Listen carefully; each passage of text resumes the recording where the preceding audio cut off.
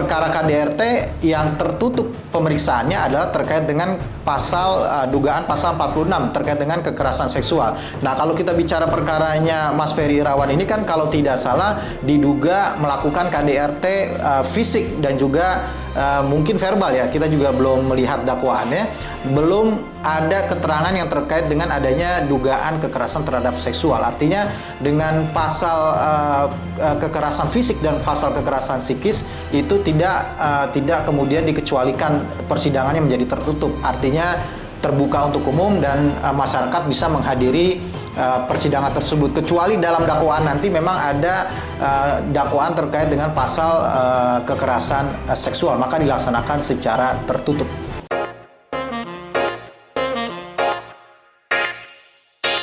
Assalamualaikum warahmatullahi wabarakatuh. Kembali lagi di YouTube channel Halo Pengacara. Apa kabarnya sahabat Halo Pengacara? Semoga baik-baik saja ya.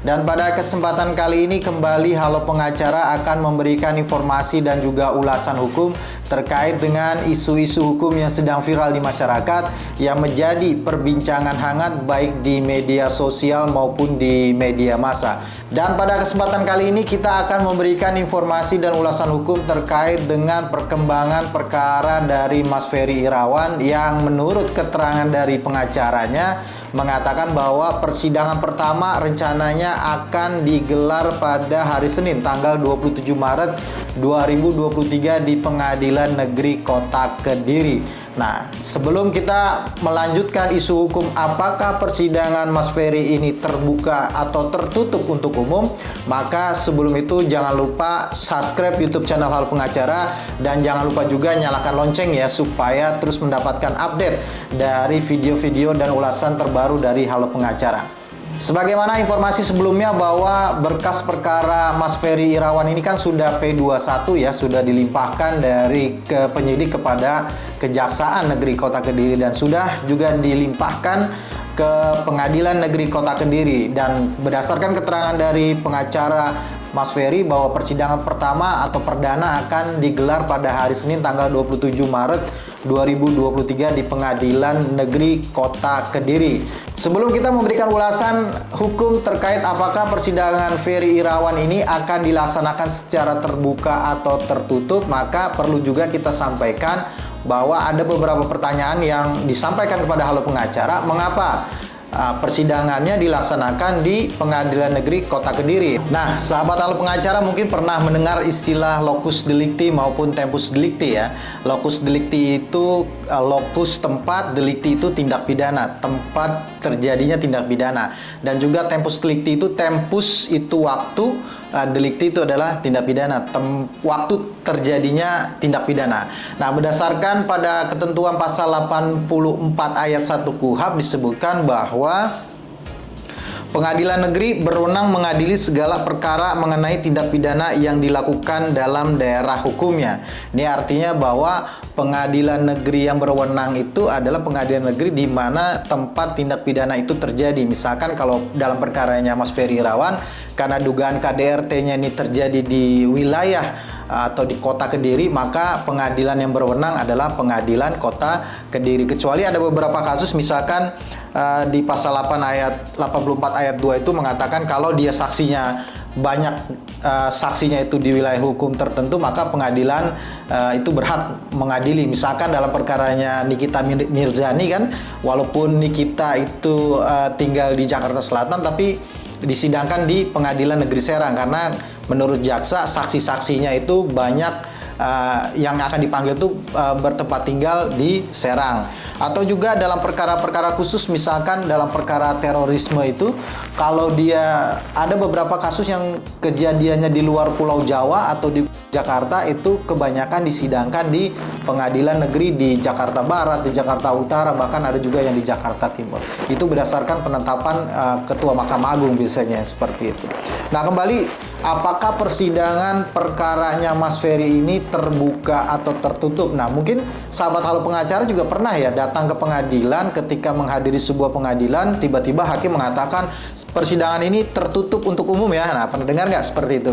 Nah, kemudian kita kan disuruh keluar ya dari ruangan sidang, dan kemudian pemeriksaan perkaranya dilaksanakan secara tertutup. Nah, dalam perkara pidana khususnya dalam hal ini memang ada ketentuan terkait dengan bahwa secara umum ya, bahwa pemeriksaan perkara pidana itu dilaksanakan secara terbuka sebenarnya. Namun berdasarkan ketentuan pasal 153 ayat 3 KUHP itu dalam hal perkaranya terkait dengan kesusilaan ataupun yang terdakwanya anak-anak, ini dikesampingkan pemeriksaannya tidak secara terbuka ya, tapi secara tertutup.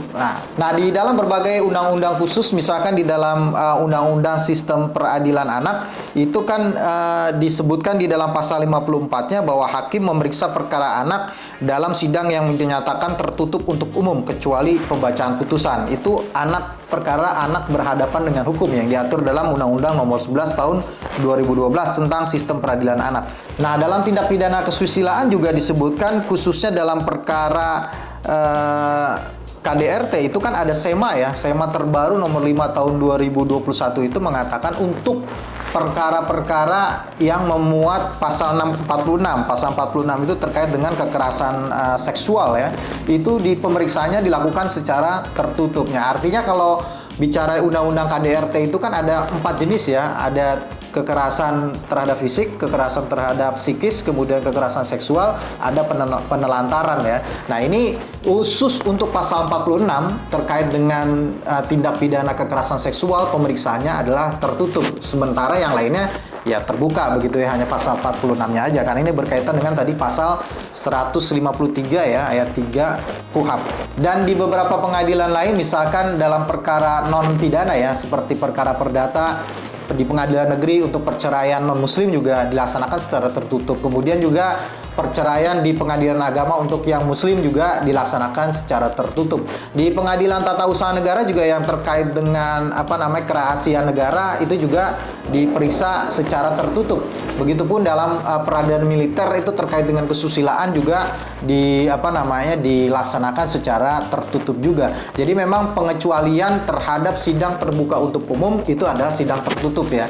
Kalau dia sidang terbuka untuk umum berarti semua bisa melihat, menyaksikan, hadir, seperti misalkan perkaranya Verdi Sambo, Eliezer, kemudian Nikita Mirzani, orang bebas bisa hadir menjadi pengunjung, menyaksikan persidangan, kemudian media massa juga melakukan siaran secara langsung ya terhadap persidangan tersebut. Nah, kembali kepada isu hukum, apakah Mas Ferry ini akan disidangkan secara tertutup perkaranya ya, secara tertutup atau terbuka? Kita kembali kepada SEMA ya, SEMA nomor 5 tahun 2021 yang mengatakan di sini terhadap tindak pidana KDRT sebagaimana dimaksud pasal 46 Undang-Undang Nomor 23 tahun 2004 tentang penghapusan kekerasan dalam rumah tangga atau KDRT yang mengandung muatan kekerasan seksual dari penuntut umum dan penuntut umum tidak mendakwakan delik kesopanan pasal 281 sampai 297 KUHP dengan pertimbangan untuk memberi perlindungan harkat dan martabat kemanusiaan dalam perkara KDRT, majelis hakim menyatakan sidang tertutup untuk umum. Artinya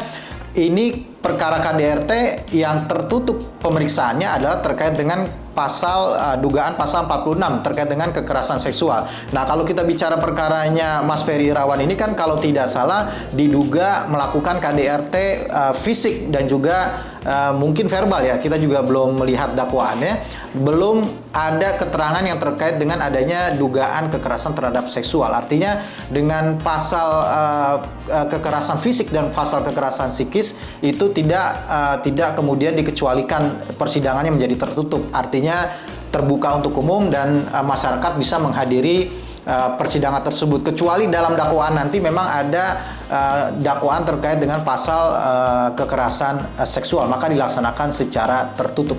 Nah, oleh karena persidangan ini akan dilaksanakan pada tanggal 27 hari Senin mendatang, maka kita tunggu bagaimana nanti dakwaan yang akan disampaikan oleh jaksa penuntut umum dan apakah nanti pengacara dari Mas Ferry Irawan ini akan langsung mengajukan eksepsi atau pada hari berikutnya. Karena kalau tidak salah pengacara Mas Ferry Irawan tuh mengatakan di media akan memberikan kejutan gitu ya. Nah, kita tunggu saja kejutannya seperti apa dan kita akan terus update bagaimana nanti persidangan dari perkara Mas Ferry Irawan gitu ya. Ya, demikian informasi dari Halo Pengacara terkait dengan isu hukum apakah persidangan Mas Ferry Irawan ini perkara dugaan KDRT-nya ini dilaksanakan secara terbuka atau tertutup gitu ya. Ya, kemungkinan akan dilaksanakan secara terbuka ya, karena kemungkinan tidak ada dakwaan terkait dengan pasal 46 terkait dengan kekerasan seksual.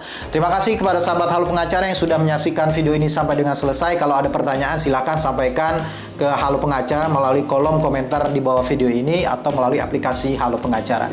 Terima kasih sekali lagi. Jangan lupa subscribe YouTube channel Halo Pengacara dan juga nyalakan lonceng supaya tidak ketinggalan video-video terbaru maupun ulasan terbaru dari Halo Pengacara. Salam Halo Pengacara. Assalamualaikum warahmatullahi wabarakatuh.